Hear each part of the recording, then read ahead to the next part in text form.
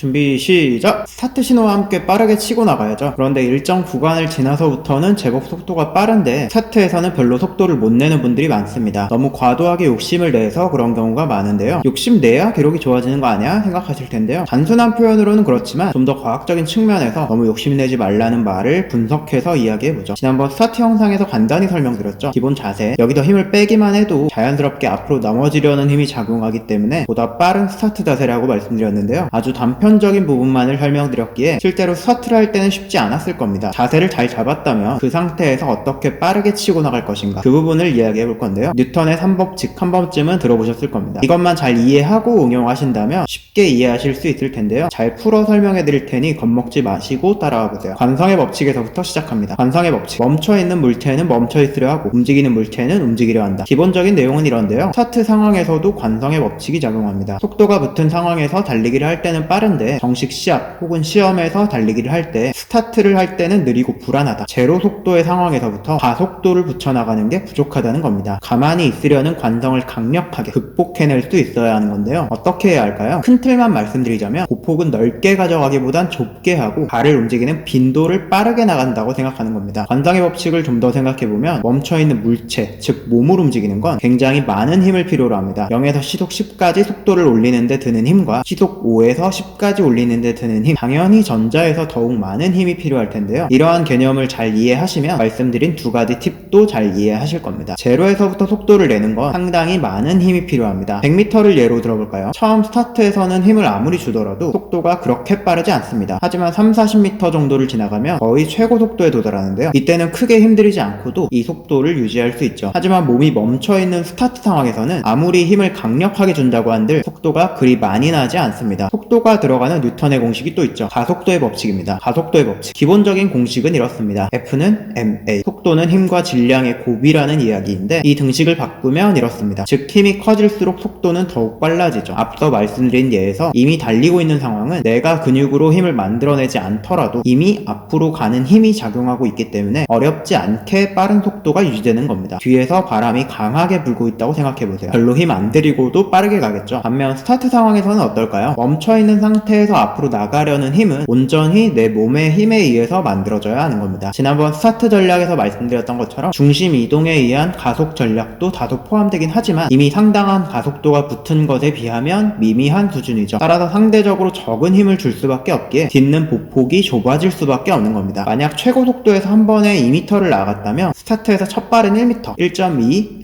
1.4 이런 식으로 점차 늘려나가는 겁니다. 그런데 만약에 첫 발을 디딜 때부터 욕심을 내서 보폭을 길게 가져가려고 한다면 그렇게 되기도 쉽지 않지만 필연적으로 다리를 앞으로 멀리 뻗어서만 가능할 겁니다. 이는 오버스트라이드라고 하는데요. 다리를 멀리 뻗으니까 잘 나가는 것처럼 보이겠지만 이렇게 뻗은 다리는 오히려 몸을 뒤로 밀어냅니다. 마치 엑셀과 브레이크를 번갈아 밟는 셈이죠. 이를 이해하기 위해선 다음 물리법칙, 작용반작용의 법칙을 잘 이해하셔야 합니다. 작용반작용의 법칙, 달리기를 하는 상황은 내 몸과 땅, 이 둘의 상호관계를 생각해 보아야 하는데요. 다리를 뒤로 밀어내죠. 그만큼 땅이 내 몸을 앞으로 밀어내려 합니다. 이 힘이 강력할수록 더욱 앞으로 강하게 나아가겠죠. 반대로 다리를 앞으로 멀리 뻗는다면요. 이 힘이 크면 클수록 뻗는 각도가 앞쪽으로 많이 향할수록 더욱 빠르고 강력하게 멈추려는 힘이 작용할 겁니다. 즉 뒤로는 멀고 강하게 뻗으면서도 앞으로는 너무 멀리 뻗지 않아야 하는데요. 그렇다고 아예 몸 뒤쪽에 딛는다면 불안해서 넘어지기 때문에요. 몸 중심의 약간 앞쪽에서 아래 정도 딛는 정도를 잘 조절해야겠습니다. 오버스트라이드가 된다는 건 넘어지지 않기 위한 앞으로 뻗는 정도, 그 이상을 넘어서 몸에 브레이크가 걸릴 정도로 멀리 뻗는다는 것을 이야기하는데요. 이렇게 되지 않기 위해서는 앞으로 뻗었다가도 다시 당겨오며 디뎌야 합니다. 상당히 복잡한 움직임을 신경 써야 하죠. 이게 잘 되지 않는다면 힘을 아무리 많이 주더라도 속도는 제대로 나지 않죠. 특히 스타트에서는 힘을 아무리 많이 주더라도 필연적으로 멀리 가기가 어려운 상황이기 때문에 감각적으로는 다리를 길게 뻗는다는 느낌보다는 다리를 빠르게 움직이면서 치고 나간다는 느낌, 그렇게 생각하고 해주시는 게 좋겠습니다. 운동은 몸을 움직이는 거죠. 움직임은 물리법칙 안에서 가능합니다. 이런 물리법칙을 잘 이해하시면 지금 내 운동이 뭐가 문제인지, 어떤 점을 개선해야 할지 이런 것들을 보다 더 명확하게 아실 수 있는데요. 하나하나 세밀한 것들에 대해서 다른 영상들을 통해서 많이 다루고 있으니 다른 영상들도 보셔서 여러분들 운동하는데 많은 도움이 되셨으면 좋겠습니다.